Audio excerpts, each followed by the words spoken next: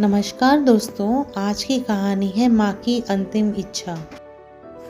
तेनालीराम जब से राजा कृष्णदेव राय की सेवा में आए थे, तब से उन्हें एक ही बात परेशान कर रही थी कि विजयनगर के ब्राह्मण बड़े लालची हैं और वे धर्म कर्म की उल्टी सीधी पट्टियाँ पढ़ाकर आए दिन महाराज को लूटते रहते हैं।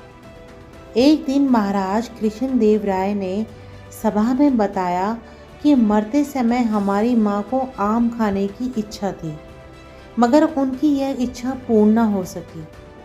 क्या अब ऐसा हो सकता है कि उनकी आत्मा को शांति मिले? ये मसला राजपुरोहित से संबंधित था। किसी के भी बोलने से पहले वे बोले, महाराज, उपाय मैं बताता हूँ। हाँ, कहिए राजपुरोहित जी, आपसे अच्छा सुझाव इस विषय में भला और कौन दे सकता है? महाराज कृष्णदेव राय ने कहा।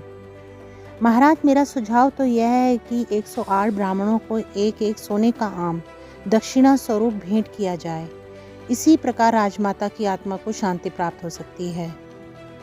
उसकी लालच भरी बात सुनकर जहाँ तेनालीराम के तन बदन में आग लग गई, वहीं महाराज खुश हो उठे और तुरंत सोने के 108 आम देने की घोषणा कर दी। अब तो बात हद से गुजरती जा रही है। इन ब्राह्मणों का कोई इलाज करना ही पड़ेगा। मन ही मन तेनालीराम ने सोचा, किंतु अभी फिलहाल उन्हें कोई युक्ति नहीं सूझ रही थी, इसलिए वे मन मसोस कर रह गए। मगर कुछ दिन बाद उन्हें एक अवसर प्राप्त हो गया। हुआ ये कि तेनालीराम की माँ की मृत्यु हो गई। उन्होंने विधिवत उनका अंतिम संस्कार किया और 13वीं के लिए 108 ब्राह्मणों का राजपुरोहित सहित अपने निवास पर आमंत्रित किया। 13वीं के सभी कार्य संपन्न हुए। ब्राह्मणों ने खूब डटकर माल उड़ाया। फिर तेनालीराम के आदेश पर सभी ब्राह्मणों को एक अलग कक्ष में बिठाया गया। वहां आकर तेनालीराम ने नौकरों को इशारा किया। इशारा पाते ही नौकर दहकती हुई सलाखें लेकर उपस्थित हो गए। इन सभी को गर्म सलाखों से घुटनों पर दागा जाए। ये सुनते ही सभी ब्राह्मणों में चीख पुकार मच गई। वे उठकर भागने लगे तो तेनालीराम के नौकरों ने पकड़ लिया।